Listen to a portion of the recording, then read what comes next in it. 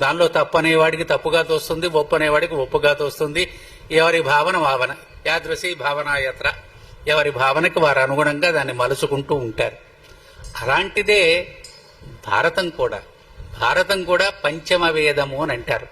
ఇది కూడా వేదంతో సమానమైనటువంటిది కాబట్టి దీనిని అనుగ్రహించినటువంటి వాడు సాక్షాత్తుగా వ్యాసాయ విష్ణు రూపాయ, విష్ణువే అవతార రూపంలో వచ్చినటువంటి వ్యాసుడుగా భావన చేసి ఈ కథనంతా కూడా యథాతథంగా మనకు అనుగ్రహించాడు. కాబట్టి ప్రతి శ్లోకము కూడా మనకొక యోగ్యతను కలిగిస్తుంది.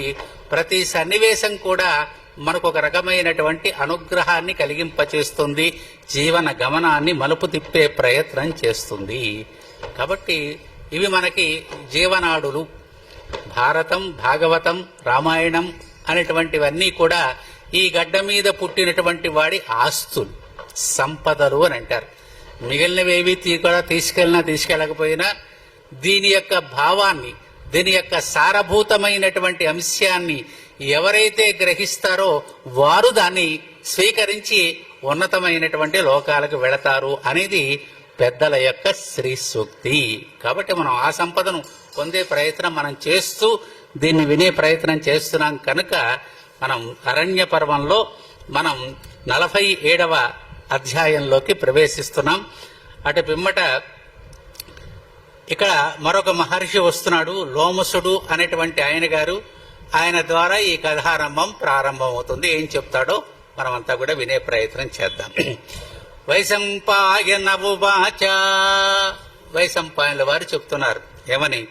కదాచిత్తటమానస్తు మహర్షిర్వృతలోమశః జగామశక్ర భవనం పురందర ద్రిదక్షయా సమీత్య నమస్కృత్య దేవరాజం మహామునిః దదర్థాసనగతం పాండవం వసవస్యహి. వైశంపాయనుల వారు చెప్తున్నారు, ఈయన ఇంద్రుణ్ణి చూద్దాము అని చెప్పి ఇంద్రలోకానికి వెళ్ళాట ఈయన గారు. పూర్వకాలంలో ఉండేటువంటి ఋషులు మొదలైనటువంటి వాళ్ళంతా కూడా కామ్య గమనం కలిగినటువంటి వారు కనుక వారు ఎక్కడికి వెళ్ళాలన్నా అక్కడికి వెళ్లే సామర్థ్యం వాళ్ళకు ఉండేది. అప్పుడప్పుడు వాళ్ళని పరామర్శం చేసి వీళ్ళని పరామర్శం చేసి జరిగేది జరగబోయేదాన్ని సూచనప్రాయంగా చెప్పడం అనేటువంటి అంశాలు ఆ కాలంలో జరుగుతూ ఉండేవి. అట్లాగే ఈయన గారు కూడా ఇంద్రుని చూడాలి అనేటువంటి కోరికతో ఇంద్రలోకానికి వెళ్ళాట రోమశ మహర్షి అనేటువంటి ఆయన గారు. దేవేంద్రుల వారికి నమస్కారం చేశాడు. ఆ పక్కనే ఇంకో ఆయన కూడా కూర్చొని ఉన్నాడు. ఎవరండి ఆయన? అర్జునుడు. ఏమిటి? ఇతనితో సమానమైనటువంటి వైభవాన్ని, ప్రతిష్టని, కీర్తిని పొందటానికి అర్హత కలిగినటువంటి వాడు ఈయనెవరయ్యా అని ఒక్కసారి చూశాట అర్జున్ని లోమశ మహర్షి. తర్వాత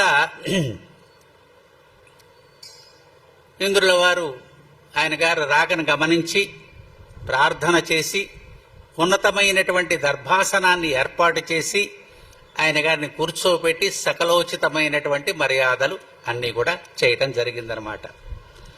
చూడగానే ఆయన గారు అడుగుతున్నాడు, ఏమని అడుగుతున్నాడు?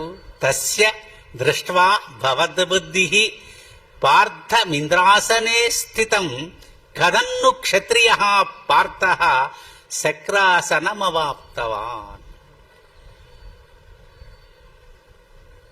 అతడు క్షత్రియ కుమారుడైనటువంటి కుంతి కుమారుడు. ఇంద్రసింహాసనాన్ని ఏ రకంగా పొందాడు అనేటువంటి ఆలోచన ఆయన గారికి కలిగిందనమాట. మరి క్షత్రియుడు కదా, మరి ఇంద్రసింహాసనము అంటే దేవతలకు సంబంధించినటువంటి సింహాసనం, అమరత్వం కలిగినటువంటి వాళ్ళు కూర్చునేటువంటి సింహాసనం, మరణం లేనటువంటి వారు కూర్చునేటువంటి సింహాసనం. మరి మానవులు, మర్త్యులు